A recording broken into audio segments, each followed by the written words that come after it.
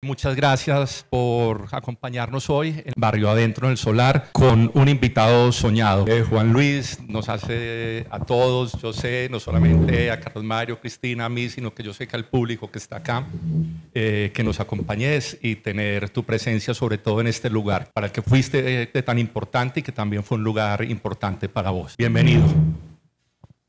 Muchas gracias, Juan. Muchas gracias a Cris, a Carlos, por esta invitación, la que agradezco mucho, me siento muy honrado y sobre todo como que uno vuelve siempre a los viejos sitios donde amó la vida y este es uno de esos sitios. Y este libro tiene mucho que ver con este sitio, hombre, y bueno. Precisamente cuando conocí el libro fue que le dije al Negro y a Cristina, porque estábamos pensando, venimos en un ciclo, tú ya sabes, ellos yo creo que ya te contaron la historia, pero bueno, para los que no saben, esta casa fue el antiguo FAES, que era el Fondo para los Estudios Sociales. El Fondo Antioqueño para la Fundación Antioqueña para los Estudios Sociales, que ya hablaremos sobre eso. Y luego, cuando el FAES duró hasta el 99, fue más o menos. Más o menos, sí. Ya luego, en el tiempo, ahora pues disfrutamos acá en este lugar del solar del Águila Descalza. Pero ya hablaremos pues de lo que fue FAES también. Y sí, cuando descubrimos este libro, el libro que nos convoca acá, nos convocan dos cosas. Una, la historia del FAES, y la otra, este libro. Y precisamente cuando uno lee el prólogo que escribe Juan Luis, se encuentra la referencia a lo que fue este lugar. Esta fundación que fue creada, aquí está, en 1976, por don Luis Ospina Vázquez. Y la persona que jugó un papel muy importante en el inventario y recopilación de los archivos locales. Juan, contanos cómo fue esa relación tuya con el FAES, porque vos precisamente en este libro le das parte de la responsabilidad de esta creación a lo que fue esta entidad. Sí. Mira, existieron en la ciudad dos instituciones culturales que después descubrí que tenían un origen común, que luego se separaron.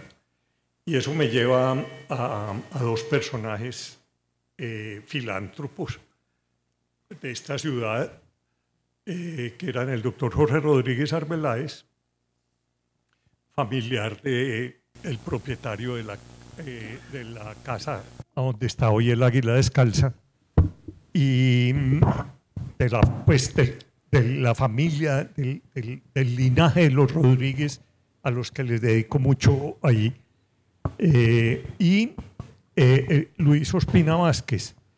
Don Luis Ospina Vázquez, hijo del expresidente Pedro Nel Ospina, pero él fue un economista.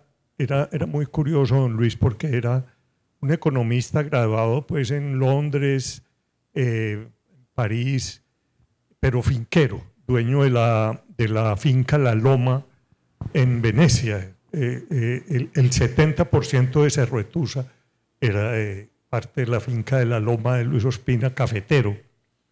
Y don Luis escribió en los años 55, hay como algunos textos que son como el origen de la nueva historia de Colombia. Está el libro de Café y Cultura de Nieto Arteta, está Industria y Protección en Colombia de don Luis Ospina Vázquez. Don Luis se dedicó toda la vida a investigar sobre la economía colombiana. Casado con una hermana de Lleras Restrepo, la poeta hermana del doctor Carlos Lleras, y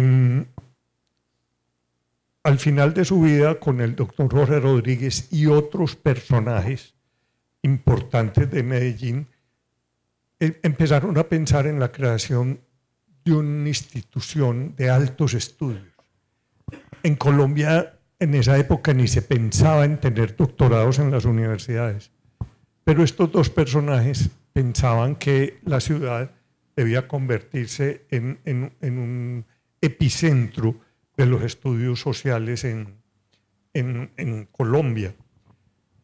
Yo no sé por qué se dividieron las aguas y don Luis decidió fundar la Fundación Antioqueña de Estudios Sociales, y el doctor Jorge Rodríguez Arbeláez el Instituto de Integración Cultural. Y luego ya creó la Aldea de la Cultura. Es que ahí es donde uno ve, hombre, la talla de la filantropía. Este señor dona su finca en pleno Río Negro, 100 cuadras, para crear un instituto de estudios culturales, una aldea de la cultura. Entonces yo soy como hijo de esa generación. Yo estaba recién terminado de la universidad, me interesaba mucho más la historia que el derecho, pero bueno, terminé allá. Y para mi tesis de grado yo me metí mucho porque en ese momento estaba en pleno auge todo el movimiento de la nueva historia de Colombia, de la que habían sido pioneros estos señores, Luis Ospina, Jaime Jaramillo Uribe, Nieto Arteta, Falsborda, bueno. Entonces yo estaba muy imbuido en ese tema de la nueva historia, Jorge Orlando, Álvaro Tirado, Colmenares, todos pues estos personajes que habían planteado una nueva visión sobre el país. Ya no el gran relato que habíamos estudiado en el colegio, el gran relato, como decía Darío Jaramillo en el prólogo de la nueva historia, que decía que la historia de Colombia era una larga sucesión de presidentes, guerras civiles y ferrocarriles. Y esta nueva visión de la historia se enfrenta primero, deja lejos el gran relato y se enfoca en estudios sectoriales de la economía, de la esclavitud, de las minorías, etcétera. Y muy importante aquí en FAES, los estudios regionales. Entonces, en 1978, aquí en este lugar, se hace el primer evento sobre las historias regionales en Colombia. Y era la primera, dijéramos, la primera vez que el país se veía no desde una totalidad, sino desde un aspecto regional, el caso Antioquia. Entonces los grandes historiadores de ese momento vinieron, para mí eso fue, pues yo estaba recién salido de la universidad, y ver uno aquí al doctor Jaime Jaramillo Uribe, ver a Gull, el gran geógrafo, bueno, a Rey Hilton Matov, el antropólogo, y ver a todos los nuevos historiadores, a Jorge Orlando, a Bejarano, a Marco, bueno, todos los en el caso Antioquia. Y de eso me quedó, la parte cultural fue muy cortica. Incluso fue una intervención de Darío Jaramillo Agudelo, que incluso no quedó incluida en el libro que publicó después FAE sobre los estudios. Entonces a mí siempre me quedó, Juan, ese vacío de que está la historia regional, política, económica, social, industrial, obrera, tal, pero no había una historia, dijéramos, de la cultura. Y bueno, me demoré 40 años en precisamente papeles. Acá en tu prólogo citas a María Teresa Uribe en un texto publicado en La Historia de Medellín que hace la siguiente, esta reflexión, que dice: ¿y de las artes qué? En la ciudad mercantil eran mejor reconocidas las actividades concretas, pragmáticas y orientadas a fines útiles y lucrativos. La élite social desestimuló las tareas intelectuales, artísticas y culturales, catalogadas por ella como pérdida de tiempo. Sin embargo, algunas personas se preocuparon por las artes, como la Compañía Filarmónica y como algunas experiencias teatrales y literarias de cuyo valor se conoce poco, porque no han sido investigadas con el rigor que ameritan. Más adelante, cuando entremos ya en forma al libro, porque yo quiero que redondeemos un poco la historia de FAES con luego la llegada del fondo a EAFIT. Más adelante vamos a ver, me parece muy particular porque se habla que las artes eran menospreciadas y que todo la historia se dedicaba a registrar todo lo que eran las actividades con fines útiles y lucrativos. Y precisamente hay una cosa muy especial en el libro sobre vos, cómo mostrás que fueron esas actividades lúdicas y lucrativas las que finalmente fueron dándole el espacio a las artes y a la cultura. Sí, hay una relación. Vos no puedes separar el aspecto económico de los momentos históricos. Y hay ese imaginario colectivo, pues empezando por el expresidente Caro, que decía que cómo iba a haber escritores en Antioquia, que las únicas letras que prosperaban en Antioquia eran las de cambio. Pues que hay otro artículo por ahí en un periódico bogotano, dice cómo va a prosperar un pintor, un pobre escritor. Entonces lo que me propuse con el libro fue eso. Y tal vez la frase que resume esto es, hombre, mientras unos contaban plata, otros contaban cuentos. Lo que pasa es que la historia se dedicó solo a la plata, pero hay una historia riquísima todavía por descubrir. El libro obviamente tiene muchos vacíos, tiene épocas muy difíciles, ya hay muy pocas fuentes que uno pueda, pero hay momentos maravillosos. Vos decís que esto no es un libro académico, ¿sí?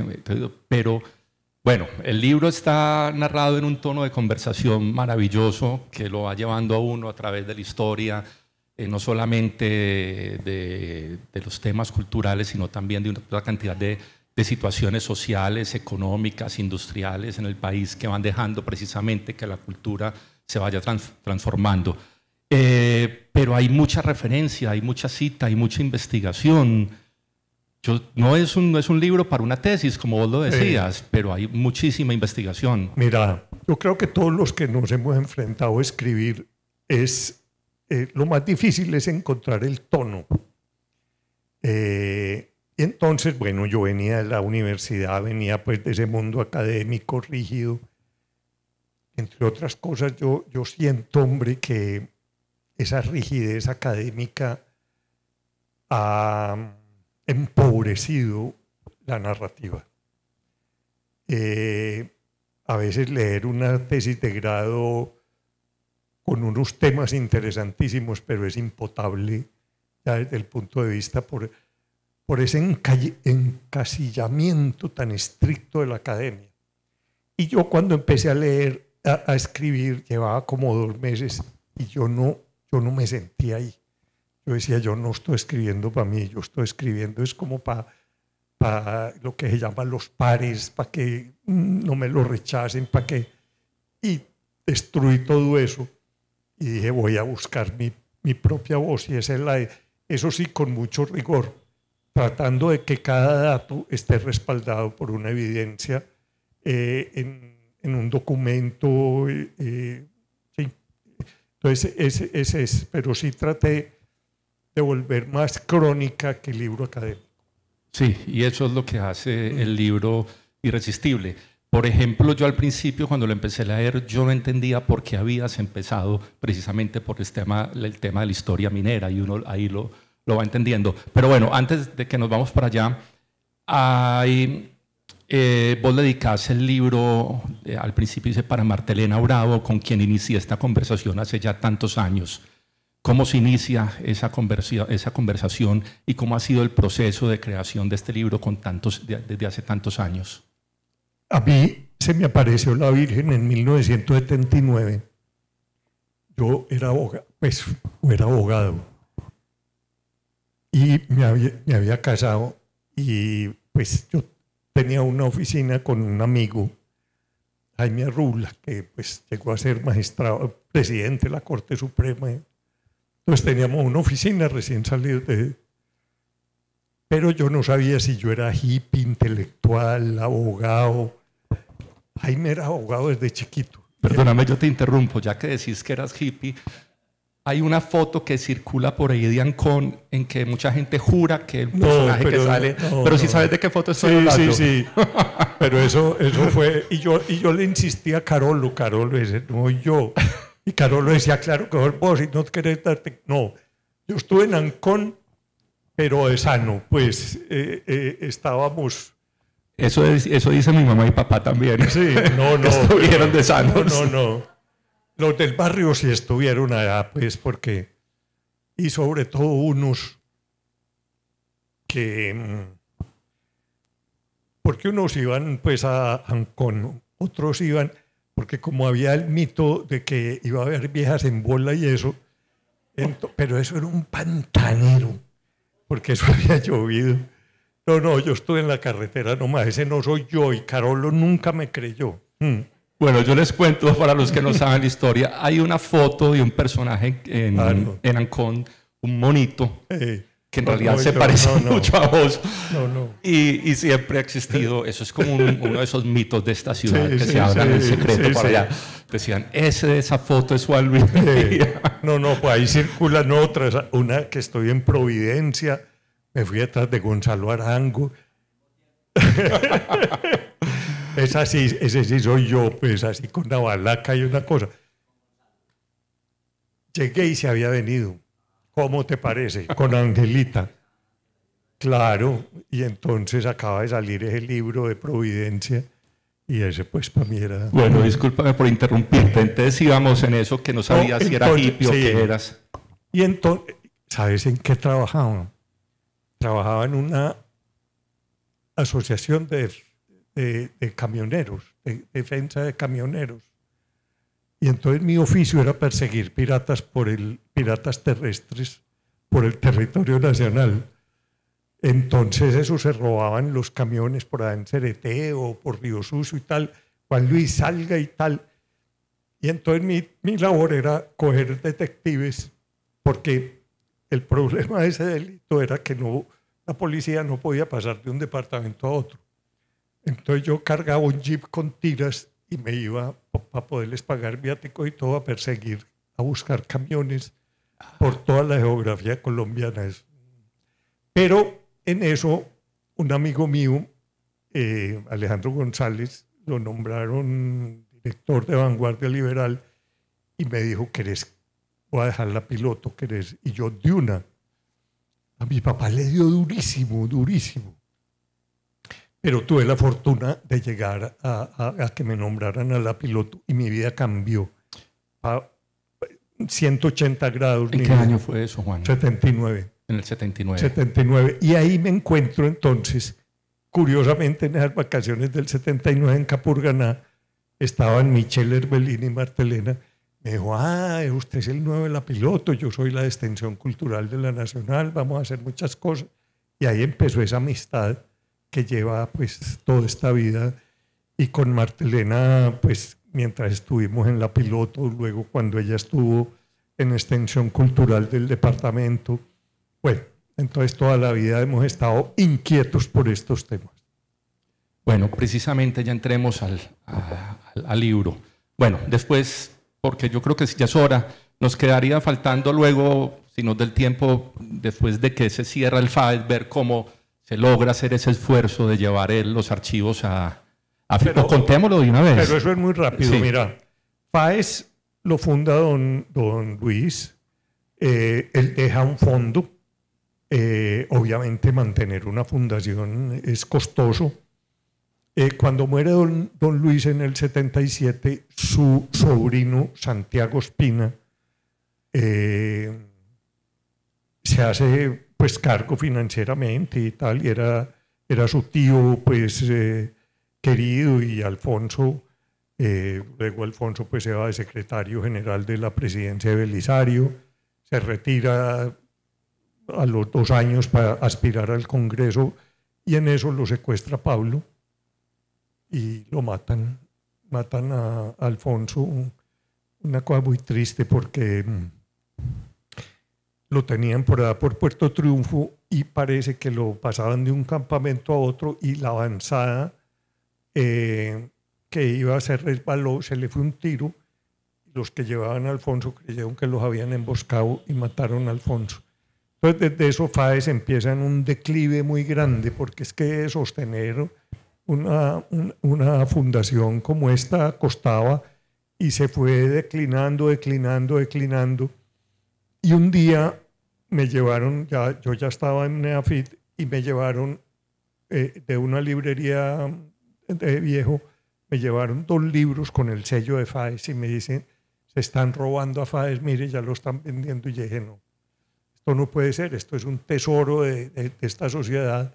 Y entonces, bueno, gracias a la familia Ospina, a su segunda esposa, al hijo, y bueno, a Rodrigo Puyo, pues que siempre estuvo aquí tanto en FAES, logramos llevarnos el fondo para y rescatarlo. Es que eso es una joya, lo que hay en FAES es...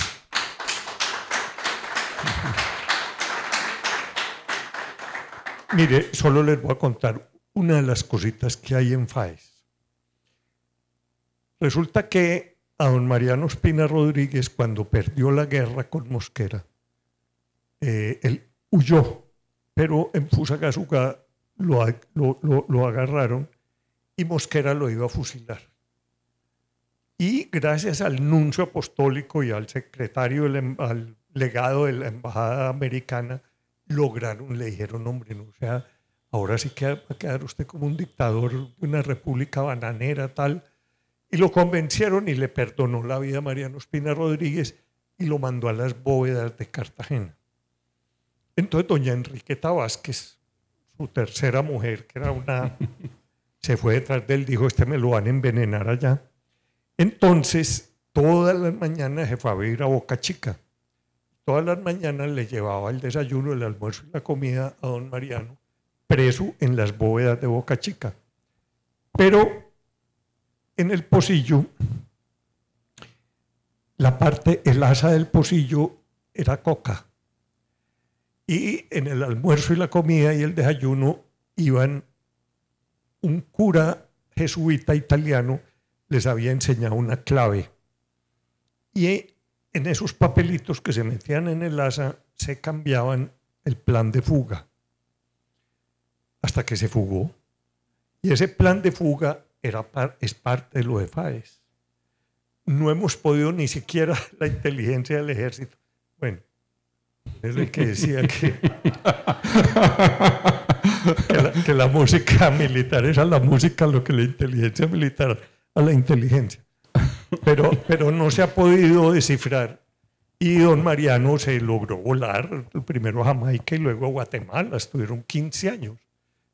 Que nadie sabe, por ejemplo, que realmente allá fue a donde don Mariano aprendió el cultivo del café en la hacienda de las Mercedes, y por eso cuando él regresa empieza el cultivo del café en Antioquia con ese folleto que él publica. Bueno, y entonces ese tipo de documentos, claro, están eso es una joya, lo que hay ahí, los archivos privados, porque la idea de esta fundación era recoger no solamente los papeles públicos, sino todos los archivos privados que había. Los archivos de las bancas que habían desaparecido. Los archivos de Ricardo Lano. Claro, don Ricardo, el constructor de este barrio. Bueno, y también había parte del archivo fotográfico que hoy está en la Piloto. Esa es otra historia. Y yo te cuento una cosa. En los años 90, cuando yo empecé a hacer fotografía, una de las primeras cosas que más me atraía, fui afortunado, alcancé a conocer el FAES y venía porque me obsesionaban esos retratos de los niños muertos, esos retratos de las mamás con su niño recién nacido muerto que fotografiaba. Acá estaba el fondo de Benjamín de la calle, y había una persona muy querida y uno podía pedir una copia. Entonces esto era un negativo en vidrio y a uno le sacaban una copia por contacto. Entonces yo tengo por ahí algunas piecitas originales que me sacaron acá en el FAES de esas fotos de Benjamín de la calle. La historia de eso es esta, que es una cosa también, es como una moraleja de que no solo la inversión económica genera impacto en la cultura. Y te voy a contar una historia así muy rápida del origen de eso. En 1981 se hizo en Medellín la Cuarta Bienal. que ya no era la Bienal de Coltejer, ya Coltejer no era capaz de hacerla. Entonces se unieron 4 entidades: Fabricato, Coltabaco, Suramericana y la Cámara de Comercio. Y organizaron la 4ª Bienal, nombraron a Óscar Mejía director, tenía una oficina allá, con un presupuesto de 250 millones, costó la 4ª Bienal. Eso era toda la plata del mundo. Y faltando como 2 meses, se acordaron de las entidades culturales de la ciudad y entonces nos invitaron. Pues que nos veían como los primos pobres, ¿no es cierto? Va a haber un evento muy grande, va a venir pues lo más importante, la crítica, va a venir Pierre Restany, pues va a venir todo el mundo. Esa fue la Bienal de la quema de Gardel. Claro, que no se acuerda sino de eso. Sí, que no se acuerda. Eso es lo que quedó en la memoria. Eso quedó en la memoria. Y entonces, para que cada entidad organice una exposición, como va a venir gente tan importante. Y yo desde hacía un rato venía pensando, sobre todo viendo los archivos familiares y eso, que no había una historia de la fotografía en Antioquia. Entonces dije, pues vamos a hacer la exposición de la historia de la fotografía en Antioquia. Pero pues en esa quiebra que vivíamos. Y un día nosotros almorzábamos una vez a la semana Juan Manuel Ospina, que dirigía FAES, Darío Jaramillo, que en ese momento pues era poeta pero tendero. Ellos eran dueños de Almacenes El Mar, sí, que distribuían Kodak. Y iban a cumplir 30 años. Y entonces Darío me dijo, como vamos a cumplir 30 años, te voy a dar 1.000 pesos por cada año para que hagas la exposición. Entonces con esos 30.000 pesos hicimos la primera exposición de la historia de la fotografía en Antioquia en 1981. Y un día, yendo por donde vos has fotografiado tanto, por Amador o Maturín, no sé, había un letrero que decía: Fotografía Marulanda, conservamos el archivo de Benjamín de la Calle. Y yo pues había visto muchas fotos en el Embés de Benjamín de la Calle y este es uno de los que estamos exponiendo. Entonces fui a averiguar y me dijeron, no, eso ya se vendió, los sobrinos de Marulanda, eso lo partieron, uno se lo llevó, una parte está en el Instituto Ferrini en Robledo y el otro, él tiene una fotografía en Belén. Y entonces fui a averiguar y tal, pero valía 100.000 pesos, eso era toda la plata, eso era toda la plata del mundo. Y yo pensando, bueno, como... Y un día me encontré con la Mona de Subiría, que era la de comunicaciones de Fenalco, y Fenalco daba un librito a fin de año. Y yo le dije, Mona, ¿ya tenés el libro de este año? Y me dijo, no. Le dije, yo te lo hago, pero me lo tenés que pagar ya. Porque yo había visto en esos vidrios que había empezado a ver en las 2 partes mucho almacén, mucha calle con almacén. Yo dije, yo te hago un libro sobre el comercio en Medellín, pero me lo tenés que pagar ya. Y la Mona me comió el cuento y con eso pudimos comprar el archivo de Benjamín. Y ya cuando empezamos a ver el archivo de Benjamín con el padre Luis Alberto, eso fue una maravilla, porque era lo mismo que te pasó a vos. Uno cogía esos negativos y empezaba a ver los personajes que uno había leído, que habían existido, esos niños muertos, bueno, toda esa cosa. Entonces con Luis Alberto pensamos, hombre, hagamos un centro de memoria visual en Medellín, pero con 2 áreas, un área de la foto fija y la otra la foto en movimiento, el cine. Desafortunadamente pues logramos hacer el primer festival de cine casero con El Gordo y logramos comprar el archivo de Benjamín, pero en eso me nombraron director de la Biblioteca Nacional en enero del 83 y entonces yo ya me fui para Bogotá y nos dio mucho miedo. Eso manteníamos esas cajas en la oficina de la dirección de la Piloto y empezamos a pensar, hombre, y si llega alguien que dice que hacen estos vidrios viejos en una biblioteca, ¿cómo les parece que nosotros nos enteramos que muchos de esos archivos desaparecieron porque los vendían por kilos. Por el vidrio. Claro, porque era un vidrio alemán que era para las ópticas y las marqueterías. Muchos de esos archivos llegamos tarde por unos añitos. Entonces dijimos, esto se va a perder. Entonces hablé con Juan Manuel y dijimos, pasemos el Centro de Memoria Visual para FAES. Porque entre otras cosas, todo ese movimiento de la nueva historia de Colombia requería unos archivos diferentes. Ya no eran solo los archivos documentales, sino los archivos sonoros, los archivos fotográficos, toda esta serie de la que se nutría la nueva historia. Entonces nos pareció lógico. Lo que pasa es que ya cuando vino el declive de FAES, se volvió a llevar a la pilota. Bueno, ya tengo claro esa parte de la historia. Bueno, yo creo que llega el momento en que entremos al libro. Entonces, uno empieza y en el capítulo 1 dice minería de oro y cultura. Yo me preguntaba, minería de oro y cultura, ¿pero por qué? ¿Qué tiene que ver la minería de oro y cultura? Uno, bueno, inmediatamente pensaba en Tomás Carrasquilla y la historia de la marquesa Yolombó y sus esclavos y el trabajo en la mina y bueno, y tantas menciones que hay en la obra de Carrasquilla de la minería y de otros autores. Y empieza el libro con unos episodios de unos diplomáticos colombianos tratando de hacer unos negocios medio tumbadores por allá en Londres después de la... sí, ya estamos empezando nuestra etapa republicana y se necesitan fondos para sacar el país adelante, para sacar la república adelante, para ponerla a funcionar.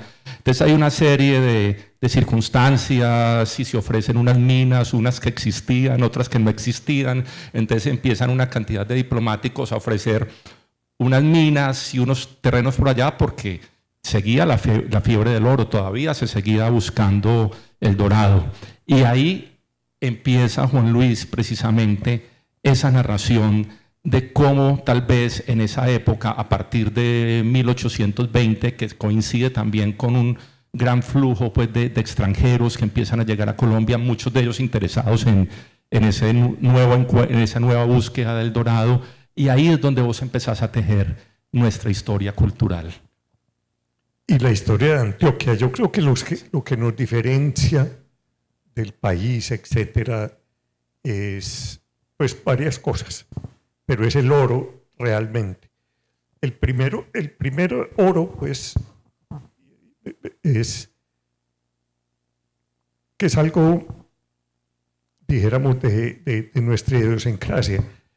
Cuando llegaron los españoles, esto era selvas, pero siempre hacían referencia, tanto los que entraron por Urabá, como los que entraron por aquí, es que a uno se le olvida, hombre, lo que fue esto de la conquista, los peruleros. Es que los peruleros venían del Perú, esta gente venía a pie del Cusco, Belalcázar, Robledo, esta gente era de abajo. Obviamente, pues ahora con toda esta cosa de la conquista y todo, pero hay un lado de la conquista que es como una cosa asombrosa. Entonces unos entraban por Urabá, otros venían desde el Cusco, es que venía uno del Cusco a pie en esa época, y llegaron a este territorio donde efectivamente había mucho oro, y la población indígena murió muy rápidamente. Todo conquistador venía con un objetivo, y era cambiar de estatus. Recordemos que la España de la conquista era una España absolutamente jerarquizada, en donde arriba estaba la nobleza, en la mitad estaba la hidalguía, que era una pobreza, era una nobleza menor, pero eran nobles, hijos de algo, y abajo estaba el pueblo, el vulgo. Y sobre todo los hidalgos tenían una condición, unos beneficios, era que no pagaban impuestos ni trabajaban con las manos. Trabajar con las manos era un oficio vil, así se decía, oficio vil. Por eso el Quijote, que hace parte de del estrato más bajo de la hidalguía, pero el Quijote no trabaja en ninguna de las 1200 páginas del Quijote. El que trabaja es Sancho. Claro, porque él era el hidalgo. Este era hidalgo, sí, más pobre que el diablo, pero hidalgo. Pero hidalgo. Sí. Entonces estos que querían ser hidalgos, por eso ellos llegaron y se asentaron básicamente a donde había mucha mano de obra, en la sabana de Bogotá, por ejemplo. Por eso la capital del país es allá. O en Cartagena, donde empezaron a traer, o en Cauca y pues lo que soy Popayán, que cuando se les acabaron la población indígena la trajeron del Perú. Buena parte de los descendientes hoy de las comunidades indígenas del Cauca realmente son originarios del Perú, que los trajeron para explotar las minas de aquí. Entonces aquí, ¿qué pasó? Había oro, pero no había quien lo trabajara y les tocó trabajar. Entonces ese antivalor español en Antioquia se volvió el gran valor, trabajar, trabajar y trabajar. Y entonces eso unido, el valor del trabajo, unido luego después de la República a la explotación de minas de beta. Eso es lo que va a cambiar completamente la fisonomía de este territorio antioqueño, porque hasta ese momento los españoles no dejaron sino explotar minas de aluvión. Precisamente hablando de esos viajeros, tengo unas imágenes, unos grabados del viaje de Riu, que venía con Safré, y precisamente acá tenemos un grabado de una de las minas de aluvión. Es una mina de aluvión. Es una cuelga, han desviado el río y están lavando las arenas, y esa es típicamente una mina de aluvión. Lo que pasa es que esas minas están explotando orillas de un río, el Nechí, el Cauca o cualquiera de estos de tierra caliente. Han hecho los canalones para lo mismo que están haciendo ahora en el Bajo Cauca, destruyendo. Es exactamente lo mismo. Lo que pasa es que ahora es con monitores y retroexcavadoras, pero es lo mismo que están haciendo ahí.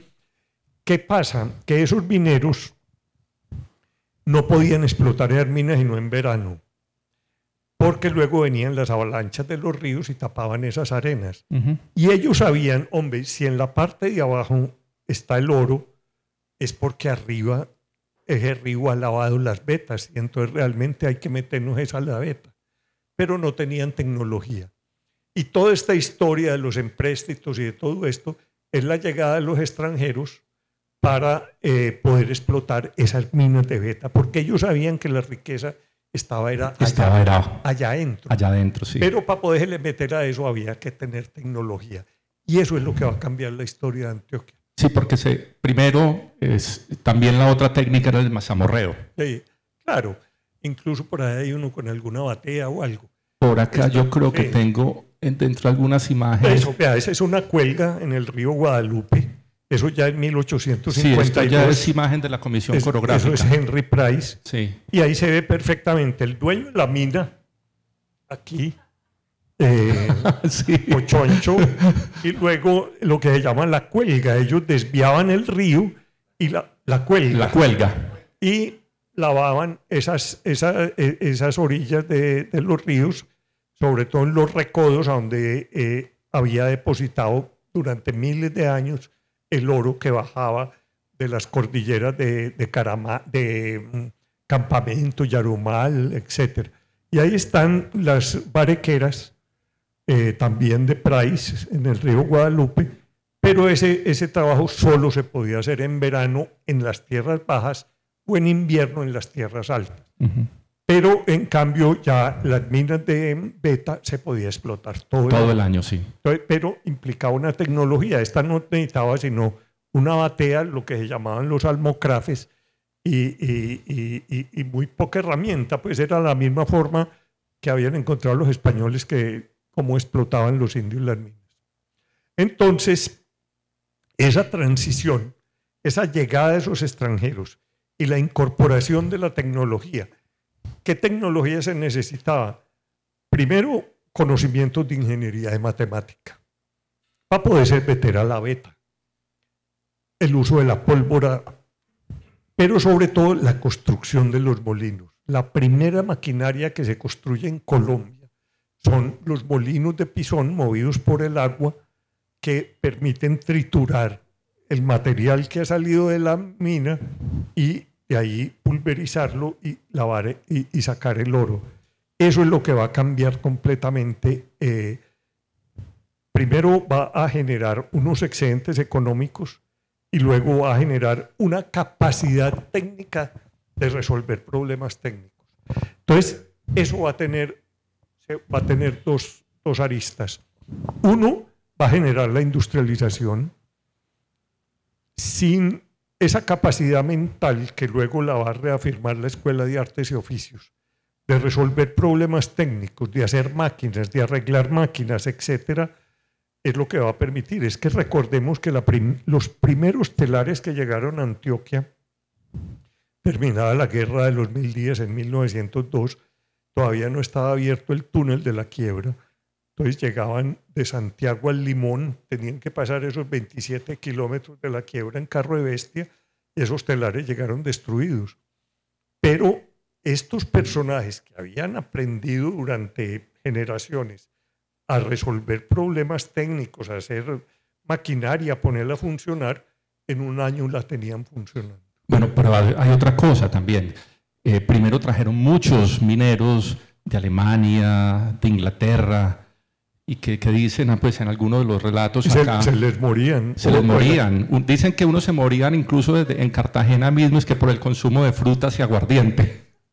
Claro, en Santa Marta. En Santa Marta, sí. Gosselman cuenta que, claro, iban y reclutaban. Acordémonos que después de la independencia había quedado una leva de soldados de las guerras napoleónicas. Sí.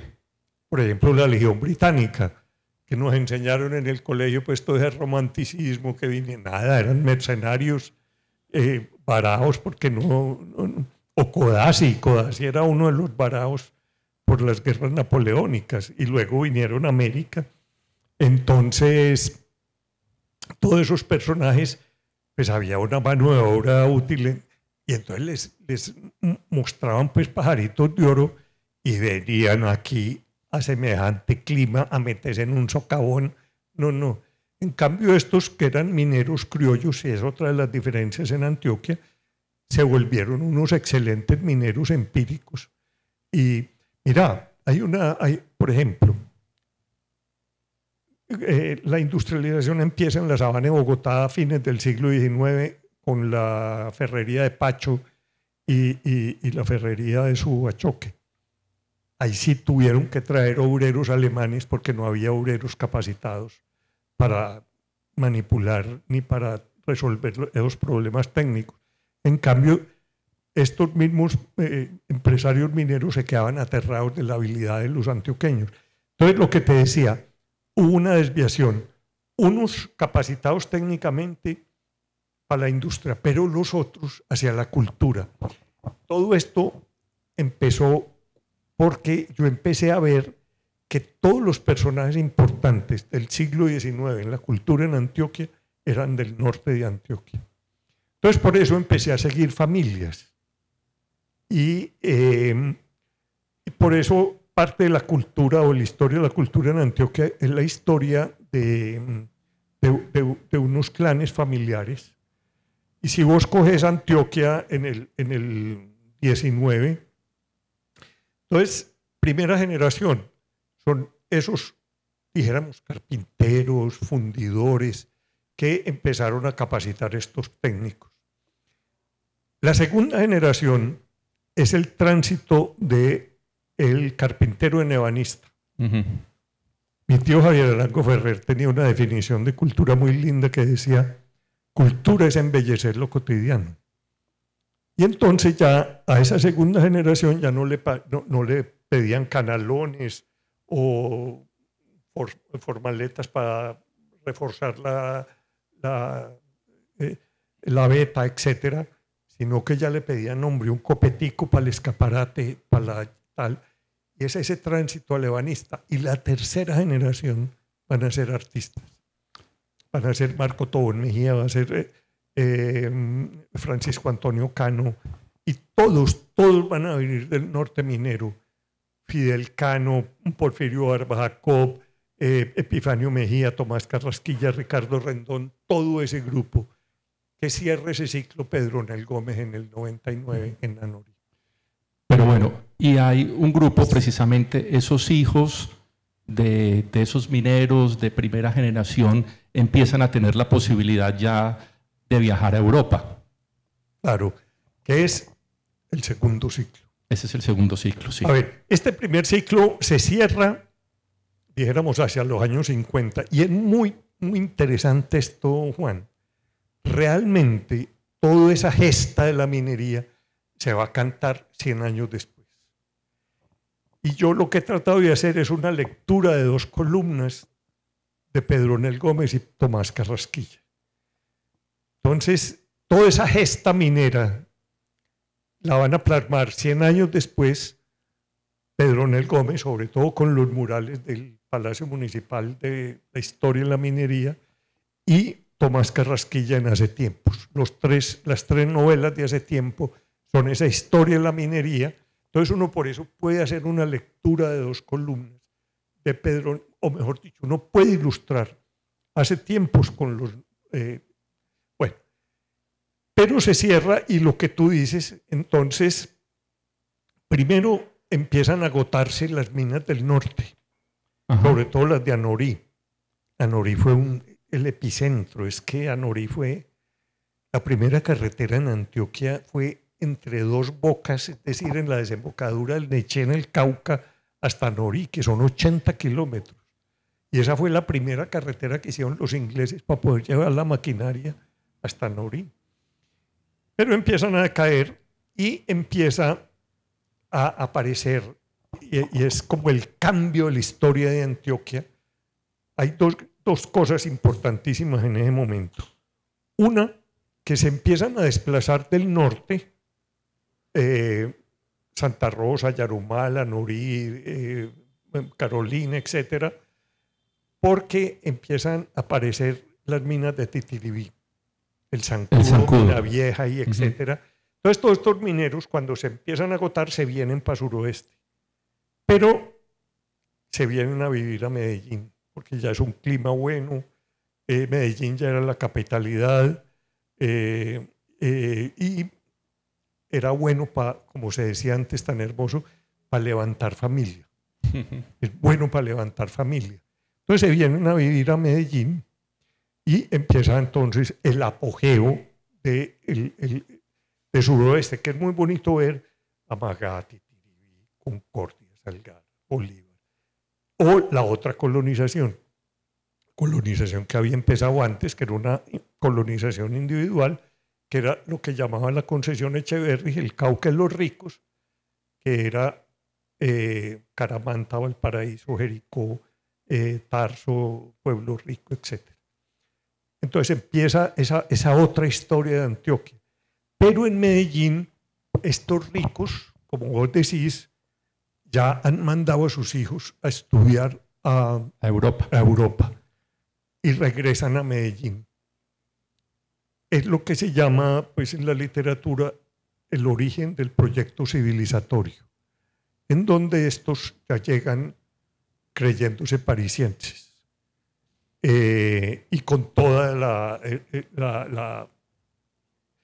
es muy interesante en la literatura, porque es que el proyecto civilizatorio europeo, que fue el que generó la colonización europea de África y del Oriente Medio y del suroeste asiático, de la India, etcétera, los ingleses, en América el proyecto civilizatorio nosotros ya nos habíamos independizado, todos los países a principios del siglo, no lo trajeron los europeos, sino los hijos de las élites. Los hijos, sí. Que trajeron el proyecto civilizatorio.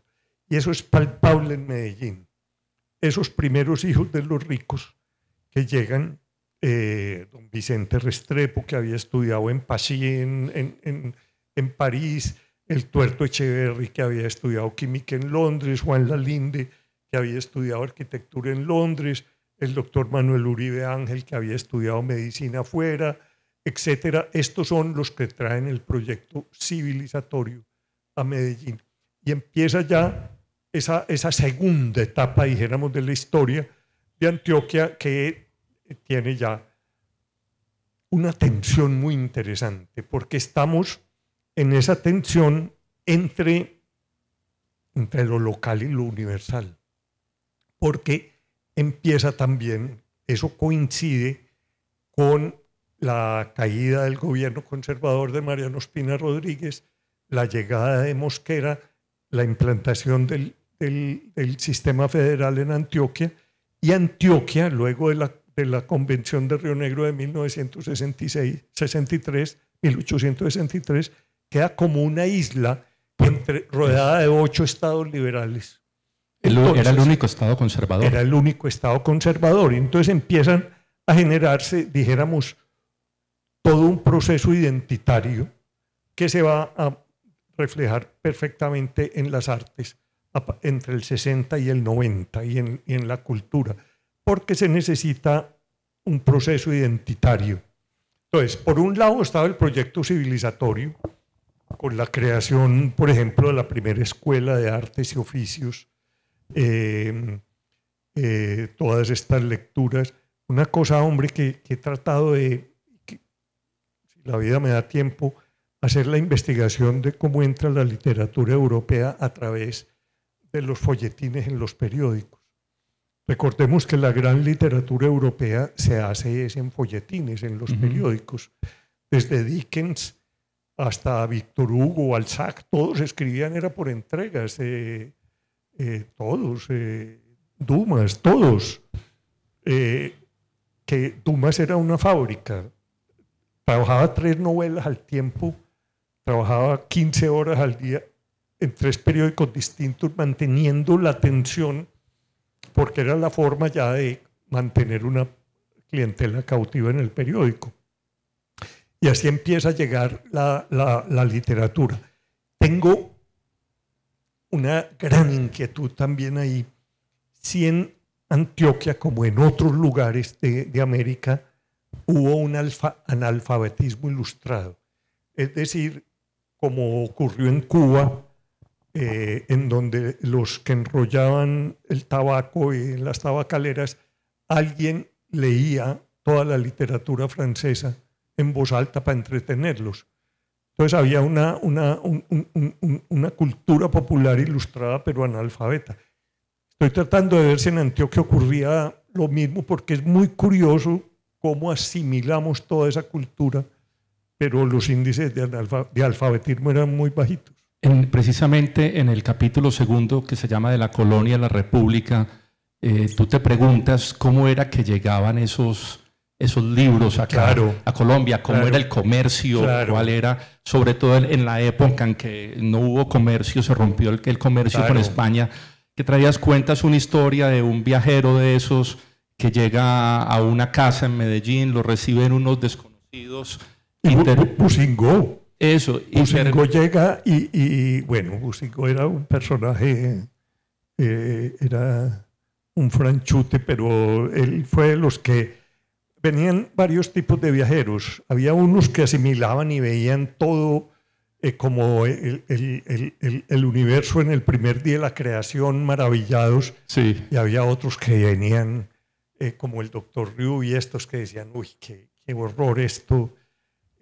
Pero Busingó era de los que se la gozaba y además era un Don Juan. Entonces llega a Medellín, incluso de esas cosas que a uno a veces se le empiezan a obsesionar unas cosas cuando está investigando. Entonces, por ejemplo, Busingó cuenta que llegó a Medellín, él sube de Santa Fe de Antioquia insolado un día y dice, mientras en el cielo de Medellín era atravesado por un cometa. Estamos en 1825. Sí. Diciembre de 1825. Sí. Y entonces yo digo, ¿y cuál era el cometa? Entonces, hasta que me encuentro con Gabriel Jaime Gómez Carter y dice, hagamos una simulación, ¿cuál era el cometa que estaba sobre Medellín ese día de diciembre de 1825? Y es el no sé qué.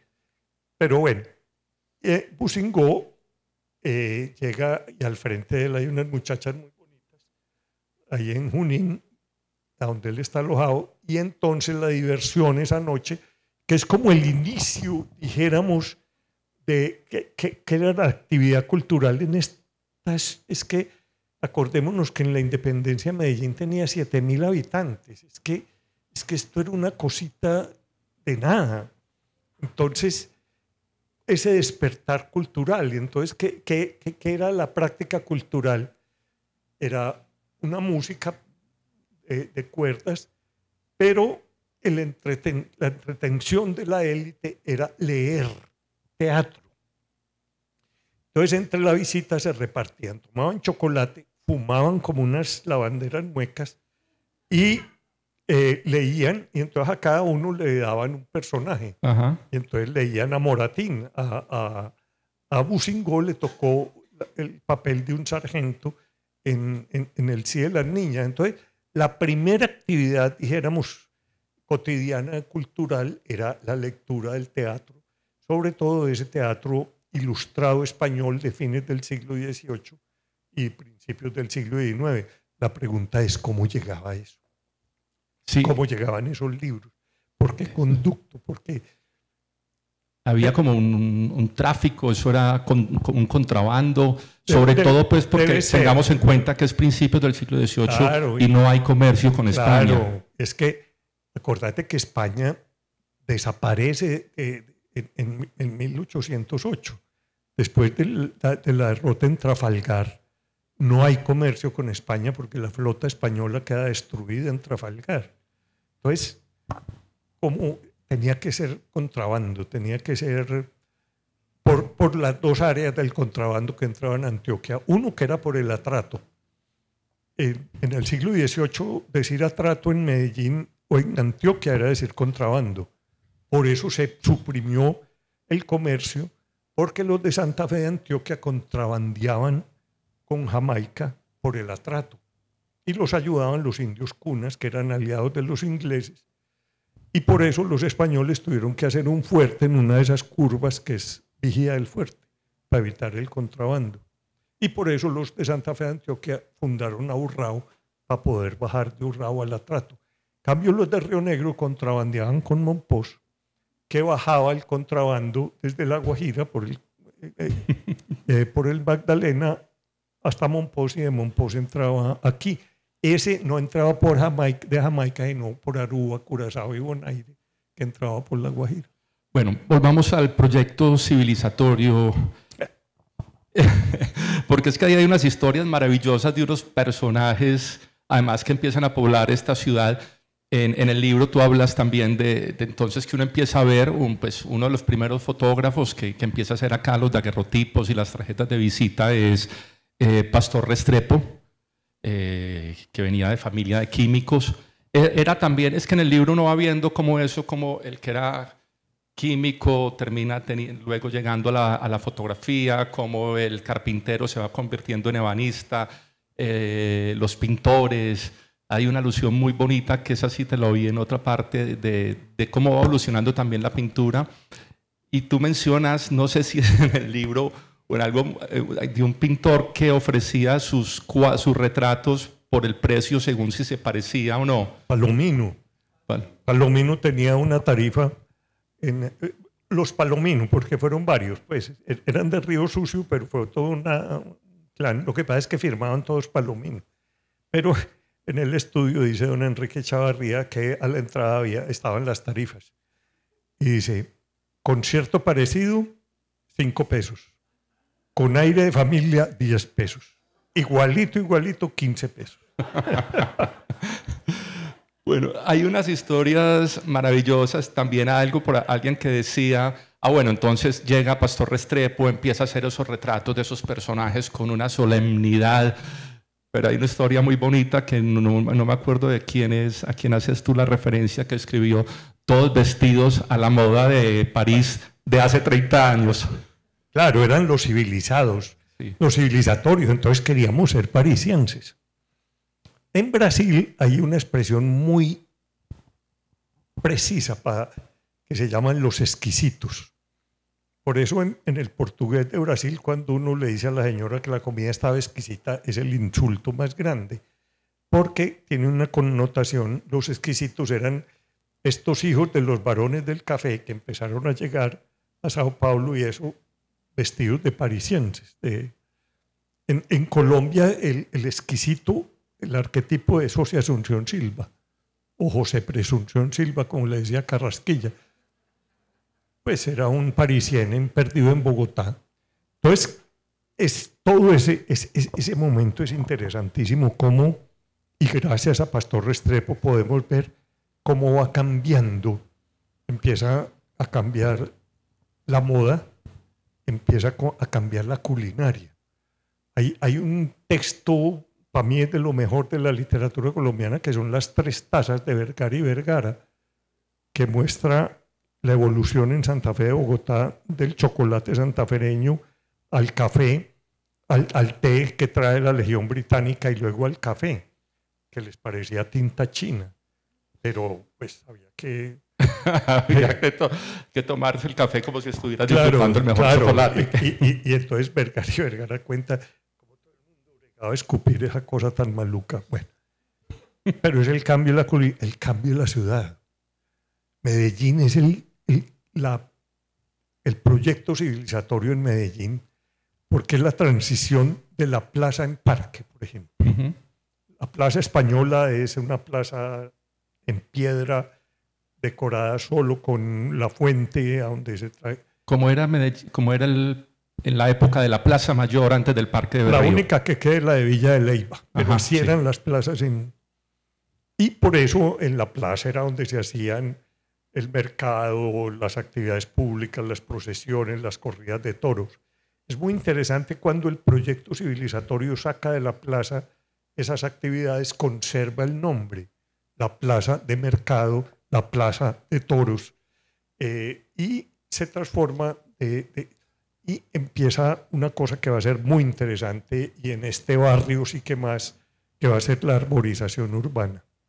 Entonces la plaza se transforma en parque, y por eso tan bonito cuando don Tyrell Moore y don Gabriel Echeverry se vienen para la otra banda, para esta parte de la quebrada, compran estas mangas. Para la Villa Nueva. La Villa Nueva, que tenía que tener el centro, el parque de Bolívar, y que las calles y las carreras tuvieran nombre de país o de batalla de Bolívar, ¿no es cierto? Es la ciudad republicana frente a la ciudad colonial. Y luego ya en el siglo XX, don Ricardo Lano y estos muy envidiosos de Barranquilla, que tenía esa hermosura de Barrio Prado, sí, dicen, no nos podemos quedar por fuera. Es el gran concepto de la ciudad jardín, y empiezan a hacer esta belleza de barrio, de lo cual esta casa es yo no sé por qué sobrevivió, porque todo lo que había aquí desapareció para crear esa nueva, dijéramos, arquitectura y esa concepción de la ciudad jardín, y quedó esta casa como una joya. Hay 2 casas en Medellín que creo que son fundamentales en la conservación. Una, la Estancia. La Estancia es la primera casa republicana construida por don Juan Lalín para su yerno Pastor Restrepo, en toda la esquina del parque. Yo he bregado, hombre, con todas las administraciones a que compremos esa casa, hombre, porque es lo último que queda. Y esta casa que sobrevivió a una arquitectura regional en medio de toda una arquitectura ecléctica de todo este barrio. Que los arquitectos se quejaban mucho porque decían no hay un estilo, porque todos estos ricos viajaban a Europa, tomaban una foto y decían, haceme una casa como esta. Uh-huh. Entonces Nel se quejaba y todos se quejaban. Ellos no tenían oportunidad de crear, sino copiar lo que estos ricos traían de Europa.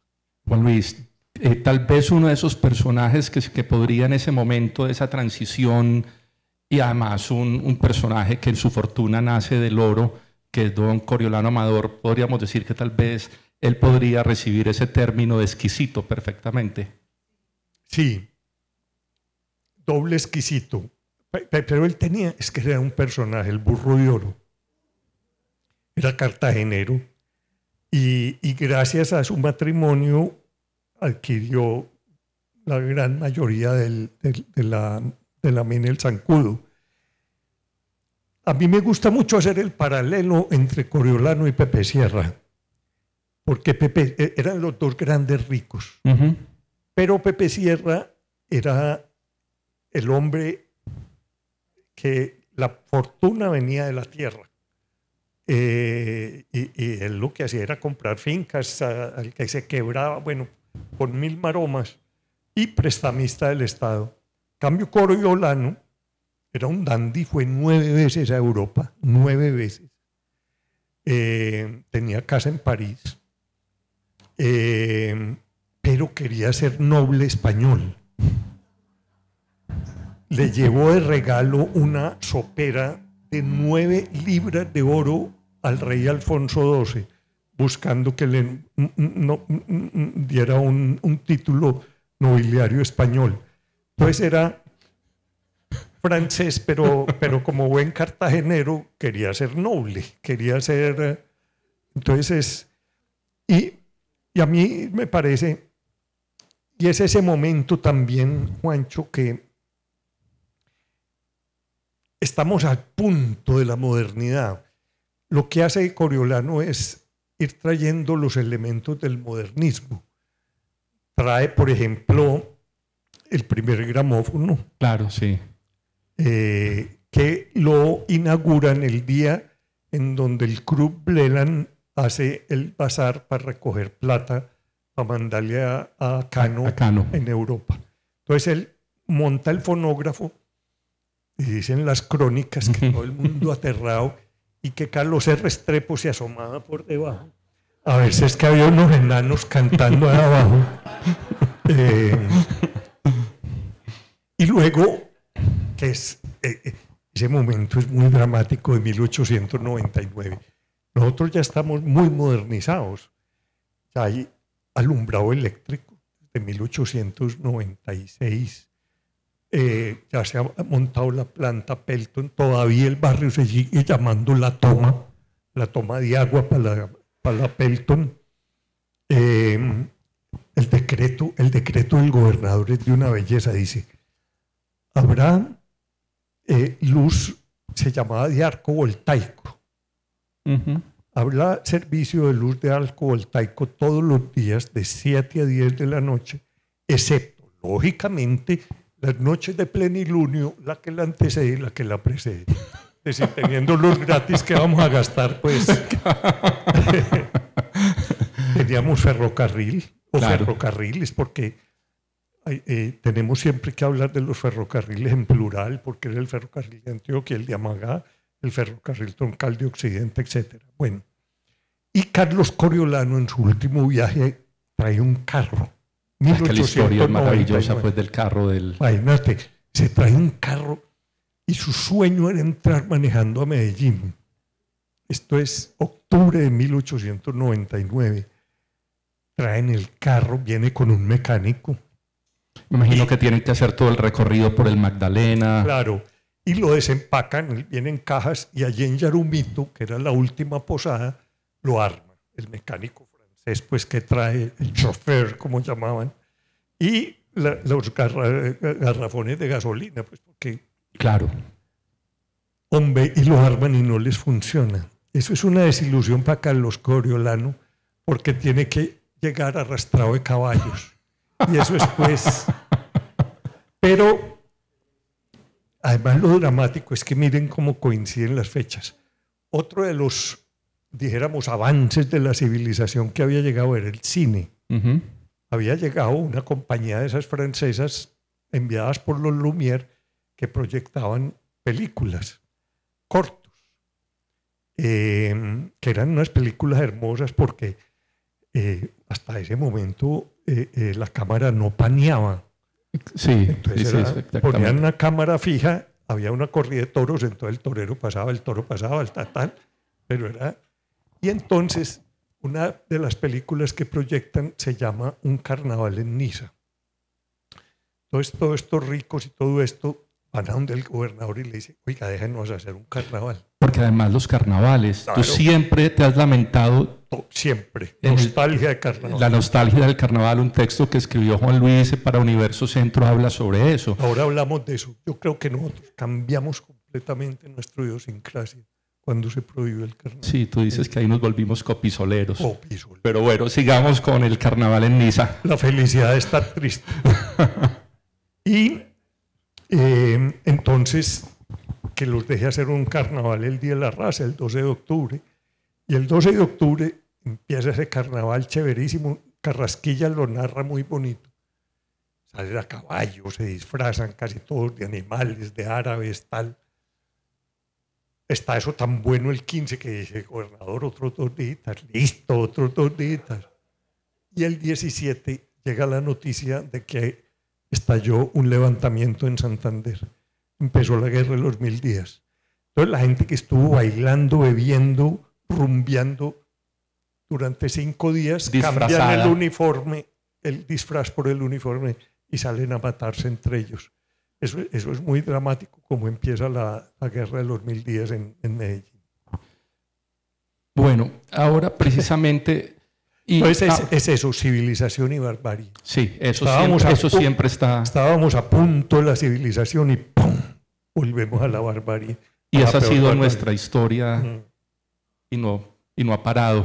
Bueno, hay una cosa muy bonita en el libro, y ya que mencionamos tanto a Carrasquilla, sobre todo en estos primeros capítulos, el libro siempre está acompañado, pues la escritura de Juan Luis siempre está acompañado por pequeños fragmentos de la Marquesa de Yorumbó, de hace tiempos en especial. Yo creo que el libro que más describe todo ese paso por la minería, el paso del campo a las ciudades, es hace tiempos. Entonces también a mí me dio otra vez, me dieron muchísimas ganas de volver a leer hace tiempos, que hace tiempos lo leí.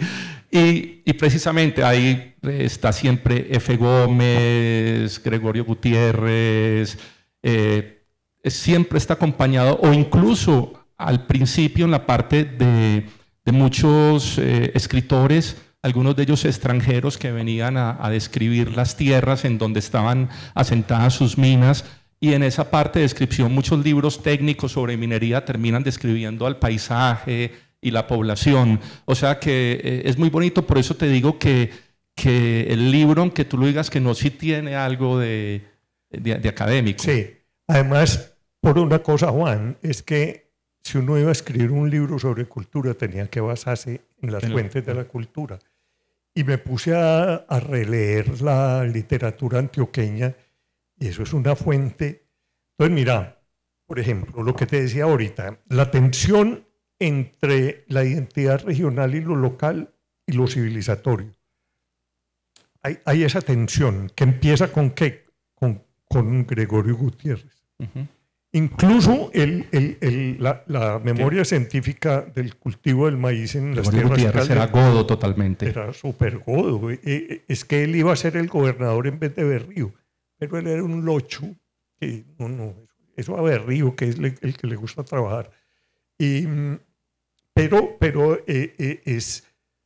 yo me puse a contar, por ejemplo, hay como 30 y pico especies de pájaros en la... Entonces es empezar a describir lo propio. Ya no son ni ruiseñores ni cigüeñas, sino que es el tominejo y es el pinche y es el... claro, y entonces es al punto de decir, y es como el inicio de todo ese proceso identitario de Antioquia. Yo no escribo español, sino antioqueño. Y luego viene la primera recopilación de textos de Carlos y Molina, y dice, no son textos producidos en Antioquia, sino en antioqueño. Y empieza todo ese proceso de la apropiación de lo nuestro. La geografía de don Manuel Uribe Ángel, es que eso es 1885, la descripción que hace Manuel Uribe Ángel de nuestro territorio, es la apropiación de lo nuestro. Los botánicos, don Andrés Posada Arango, todos estos empiezan a describir, y eso no se da en el resto de Colombia, eso solo se da en este proceso identitario, y luego aparece la gran novela. Es que la identidad se da cuando hay una novela propia. Y entonces aparece Frutos de mi tierra, pero 3 años después hay un concurso y un periódico y se presentan 57 novelas escritas en Medellín o en Antioquia en ese momento. Entonces, y en ese mismo momento, mientras Carrasquilla está encerrado en Santo Domingo escribiendo Frutos de mi tierra, Cano está pintando en otra banda los primeros paisajes autónomos de la pintura colombiana. Es decir, ya se deja de pintar, la persona deja de ser el personaje y es el paisaje propio. En ese momento, en las casas de los ricos y esto, los paisajes que habían eran litografías del Rin, del Sena, etc. Pero el paisaje que se metía por la ventana, ese no era paisaje. Porque es que Llano Grande se parece a Suiza. Entonces es toda una ilusión. En cambio, esto es un proyecto de apropiación. Es muy interesante. Juan, pues hay que dejar que los lectores acá de la editorial Edafit nos están acompañando, de Universo Centro también nos están acompañando con unas tiendecitas para que compre sus aguinaldos, pero yo creo que hay que dejar un poco para que la gente también descubra el libro. Yo lo que quisiera es que cerráramos con ese tema del carnaval, porque desde que nos pasaste ese texto para Universo Centro y acá volvemos y lo encontramos, esa nostalgia del carnaval de la que vos siempre hablas, que decís que gracias a esa provisión que se hace en 1916 del carnaval nos volvimos copisoleros. Mira, yo, y eso pues lo he vivido en Barranquilla y en Río Sucio, las sociedades que tienen carnaval son distintas, porque es el gran proyecto colectivo de cohesión. La esencia del carnaval es que rompe las barreras sociales y todos somos iguales, por eso el que lo vive es el que lo goza. Y en Medellín se dio eso hasta 1916, etcétera, donde se prohibió el carnaval, pero tenemos referencias de carnaval desde Santa Fe, Antioquia, la fiesta de los Diablitos. Prácticamente en todos los municipios se hacían ese paréntesis de la rutina para la fiesta. Y coincide en Medellín con la llegada de las industrias culturales y con la migración del campo a la ciudad, el proceso industrializador. Entonces, ¿qué pasa? Se suprime esa alegría colectiva. Es que no hay nada que cohesiona más la sociedad que la alegría colectiva. Y el disfraz en donde todos somos anónimos, en donde todos nos abrazamos, donde no hay estratos sociales, donde no hay jerarquías, etcétera, donde el rey es el rey Momo. Y se suspende, se prohíbe ese carnaval y empieza a entrar. La primera música que se escucha en la discografía americana es música colombiana. Morales Pino, todas estas estudiantinas que iban a grabar a México. Hay una cosa que es muy chévere de mis editores, y es todas las posibilidades que ofrece ya la edición. Entonces, por ejemplo, con un código QR, tú puedes entrar y escuchar la primera grabación del himno nacional hecha por la estudiantina en México en 1910. Entonces ya la edición, gracias a los códigos QR, nos permiten, por ejemplo, ver un fragmento de la película del Bajo el Cielo Antioqueño. Entonces ya el libro se vuelve mucho más interactivo y eso se lo agradezco a mis editores. Entonces, en la lógica del mercado de los vendedores de discos, para no vender 2 discos de música colombiana, que eran de 78 por el lado A y B, en el lado B le meten un relleno. Y ese relleno es una música que empieza a oírse en el sur, y que es el tango. Y entonces, toda esa población que viene del campo, esa transición del artesano al obrero, del campesino al obrero, que ese es un tránsito inmenso, es que es una concepción, el tránsito del artesano al obrero, es que el artesano te vende un objeto que ha hecho con sus manos, que ha diseñado, que ha fabricado.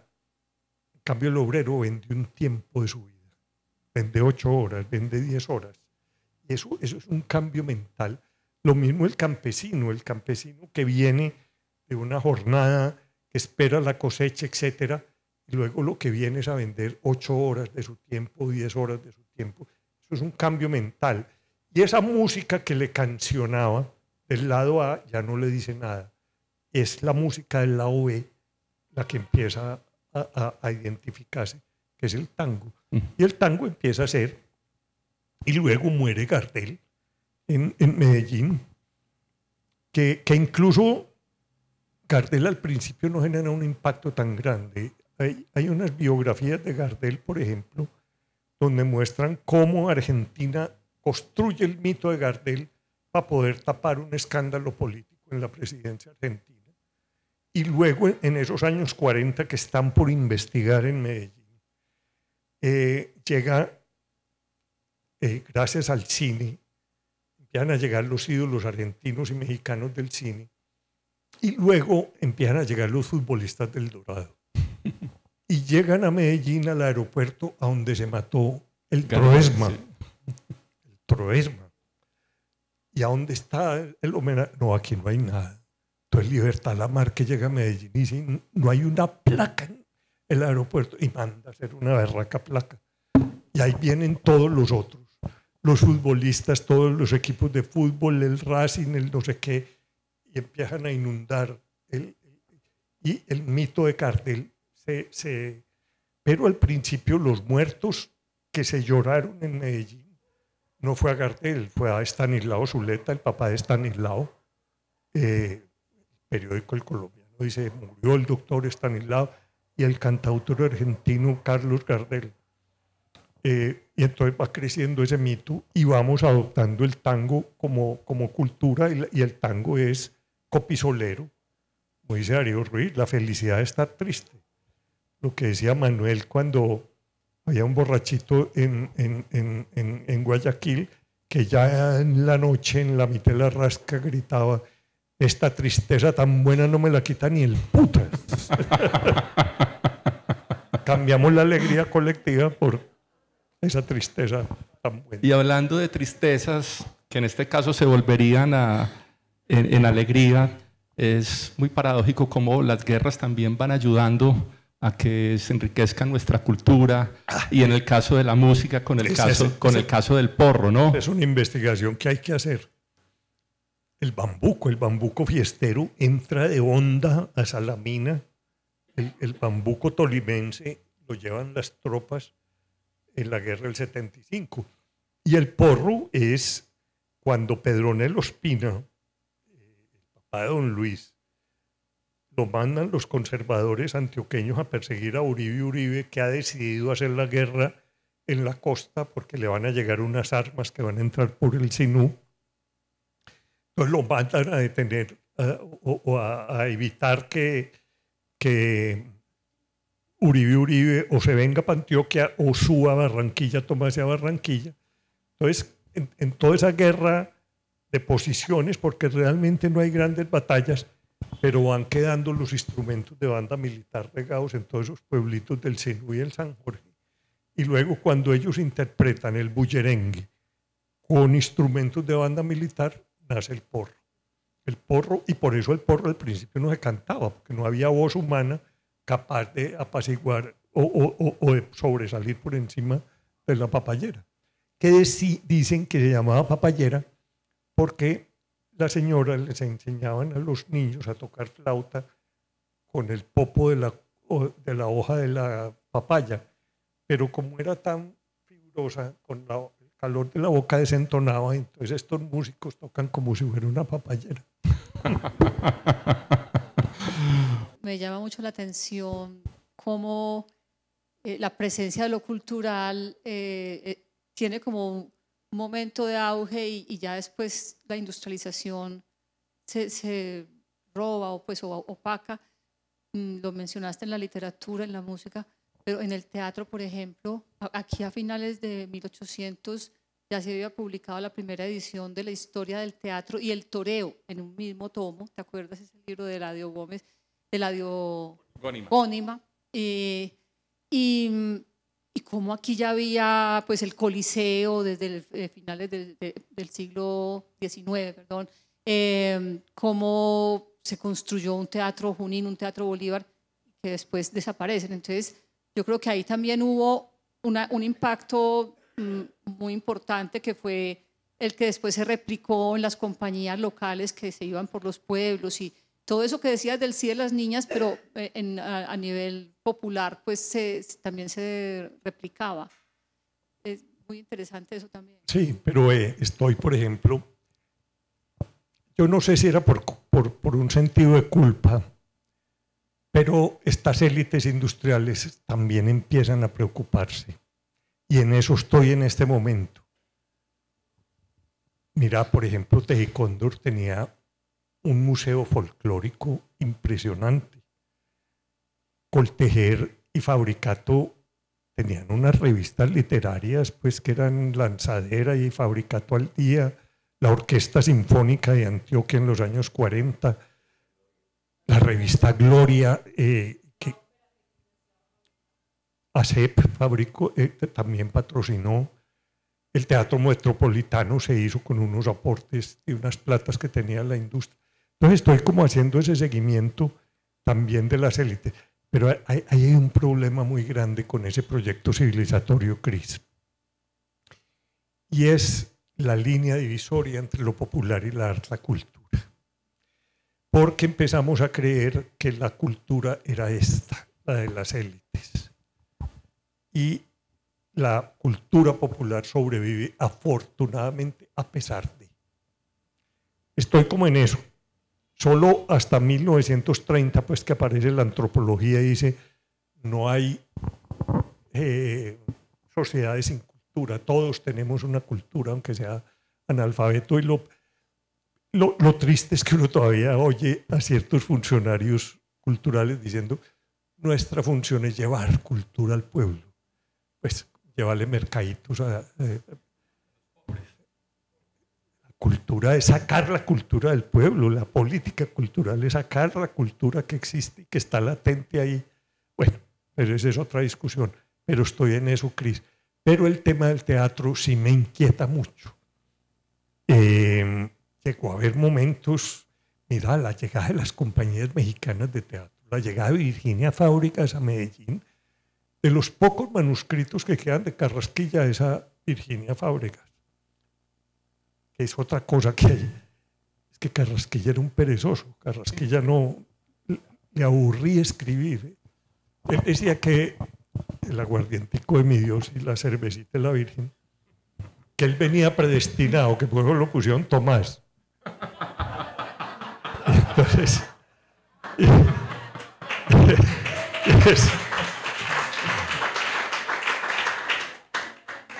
él dictaba, por eso no se conoce sino el manuscrito de la Marquesa de Yolombo, todo lo otro lo dictaba.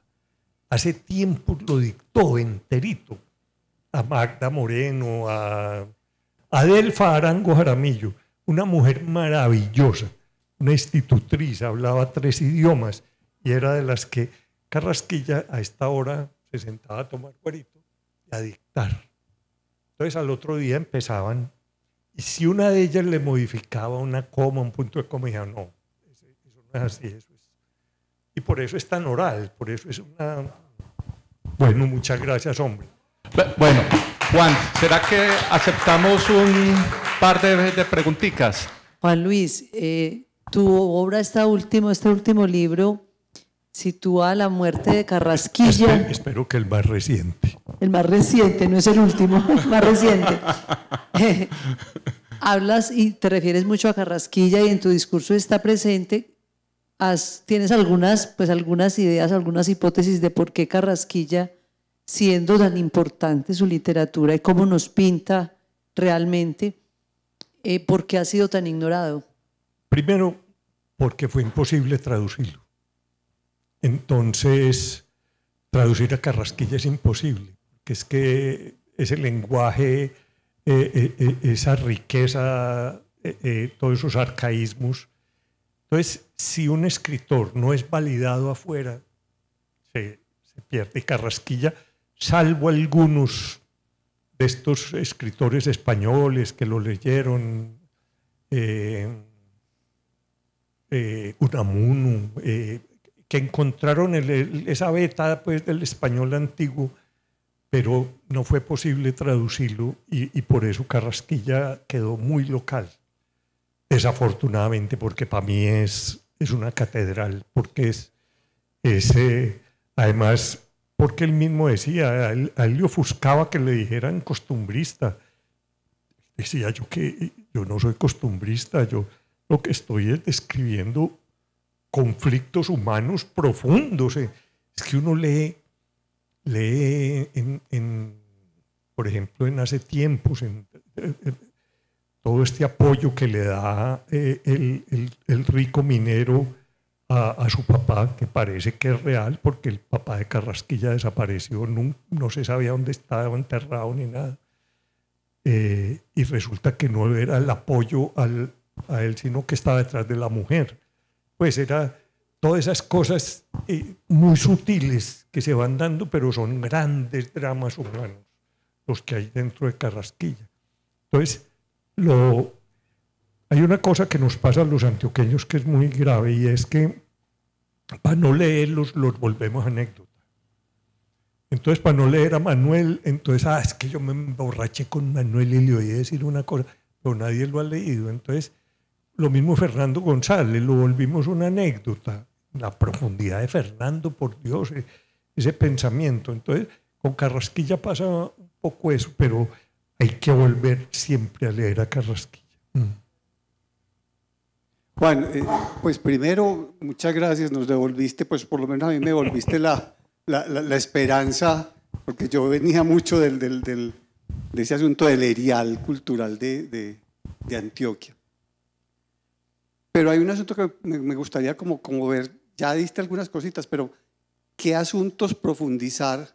Por ejemplo, en ese asunto de combatir el mito de que esta sociedad se volvió tanguera porque se murió Gardel aquí, o otros asuntos. Yo recuerdo mucho algo que tengo aquí en la cabeza. Mi mamá viene de Sonsón y voy a Sonsón alguna vez y me encuentro una foto de una banda de jazz en Sonsón, debe ser por ahí de los 30.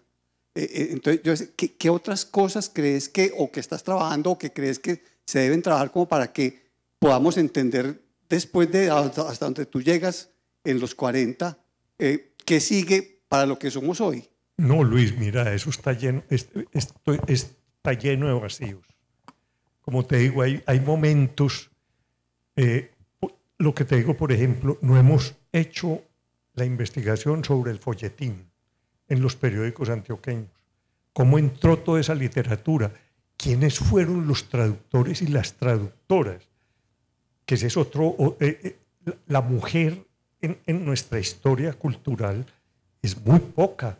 Y en el siglo XIX hay unos personajones, pues, que, por ejemplo, la bisabuela de Blanca Uribe, que era la maestra de música en Medellín, las grandes cantantes, sobre todo en la música pasó una cosa, que era un arte efímero que se lo llevaba el viento, pero ahí hay momentos que hay que seguir investigando. Entonces yo creo lo del folletín, lo de las mujeres en la literatura, en la traducción. Ahí encontré una mujer, por ejemplo, que era de Cartago, que es la primera escritora de novelas en Antioquia, que cuenta su historia, porque ella era una niña expósita. Ella fue depositada en la puerta de un hospicio y esa es la novela, y eso no hemos investigado sobre eso. Entonces ahí todavía, Luis, por eso esto es como un abrebocas. El cine tenemos que profundizar mucho más en él, sobre todo desde el cine. El cine tiene un gran corte en 1927 cuando aparece el cine sonoro, pero toda esa evolución del cine mudo y el complemento de la música.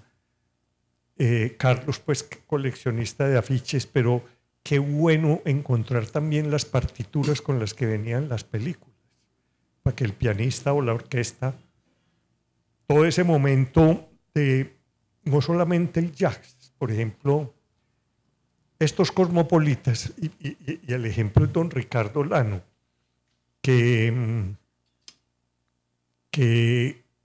en ese libro que publicamos en Neafit de sus memorias dice: voy para Nueva York y no sé bailar foxtrot. ¿Yo qué voy a hacer en Nueva York, por Dios? Entonces, ¿quién me enseña en Medellín a bailar foxtrot? Porque no soy nadie.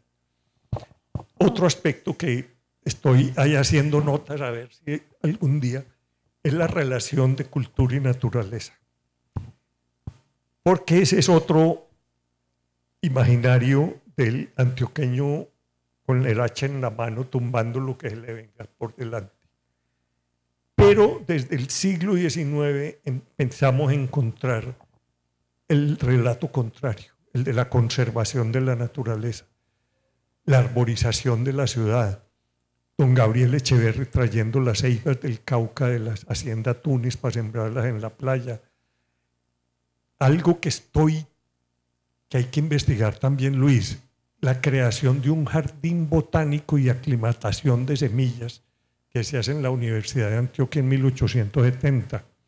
Y estos personajes White, los hermanos White, que tienen contacto con el Jardín Botánico de Kew en Londres. Y el Jardín Botánico de Londres manda las semillas a Medellín para aclimatar semillas. O los almácigos que hacía don Ricardo Lano para... Es que este barrio, alrededor de dos conceptos muy árabes, que son el color y el olor. Y por eso don Ricardo y estos que promueven este barrio Ciudad Jardín, el barrio Prado, para no quedarse atrás de Barranquilla, lo siembran de guayacanes y cadmias. El guayacán para que lo ilumine de amarillo y la cadmia para que lo perfume en las tardes con esa flor invertida de la cadmia que la traen de Cali. Entonces, esa relación naturaleza-cultura creo que nos falta. No, hay mil cosas, Luis, para investigar. Bueno, no sé si una más y ya. Ahí, cortica, por favor. Bueno, dale. Sí, y don Juan Luis, no quiero sonar atrevido, pero a usted lo necesitamos aquí cada martes. No sabe todas las cosas que han pasado este año aquí en este lugar, y más hoy que recién sé lo que significa. Entonces usted lo necesitamos acá, porque de esas cosas que usted dice que está camellando, aquí las estamos haciendo. Incluso me le voy a adelantar a Juan ahí, que lo hemos comentado muchas veces, no sé cuántas, cada martes, como que sale las ganas de una segunda parte. Y no es una segunda parte, sino muchas. Entonces le quería preguntar un montón de cosas, pero me voy a remitir a una que por eso se llama Barrio Adentro, y lo que pasa es que yo soy de Buenos Aires. De Buenos Aires. Yo soy de Buenos Aires. Es un asistente constante cada martes, sí. Creo que habrá faltado uno, pero siempre hace una pregunta sobre el barrio de Buenos Aires. Buenos Aires. Y otro ahí, antes de preguntarle, pero es que la característica principal es que aquí es unir cosas. Y esto aquí se está volviendo en... Aquí hay que unir un montón de historias. Bueno, las suyas. Vamos y la pregunta con de Buenos Aires, sí, perdona. Es que, ¿por qué Coroliano se fue para Buenos Aires? No sé, o sea, sería porque... Por las aguas. Bueno, pero... bien, la quebrada. Claro, bien, pero claro, muchas gracias, don Juan. Porque él tenía la finca ahí, Miraflores. La entrada se llamaba la Puerta de Hierro, que había traído de Inglaterra. De Inglaterra. La puerta inglesa. La puerta inglesa, pero él, como él fue urbanizando, él traía el agua, había varias fuentes de agua, pero sobre todo la Santa Elena la llevaba hasta el mercado de Guayaquil. Entonces él, cada vez que iba, eso se llamaba vender pajas. Yo no he podido saber exactamente la medida de la paja cuánto es, pero él vendía los lotes con el agua y por eso bajó desde Miraflores hasta Guayaquil la quebrada y las aguas para poder urbanizar esta parte del valle. También la quebrada, la ladera, la Loca y obviamente la que baja de... La Santa Elena, que la que baja por la Palencia. La Palencia, sí. Ahí está todavía el acueducto. Hombre, yo le agradezco mucho la invitación. Juan, pero muchas gracias. Pero yo no quiero terminar sin agradecerle a Carlos y Cristina lo que están haciendo. Yo creo pues que es comparable.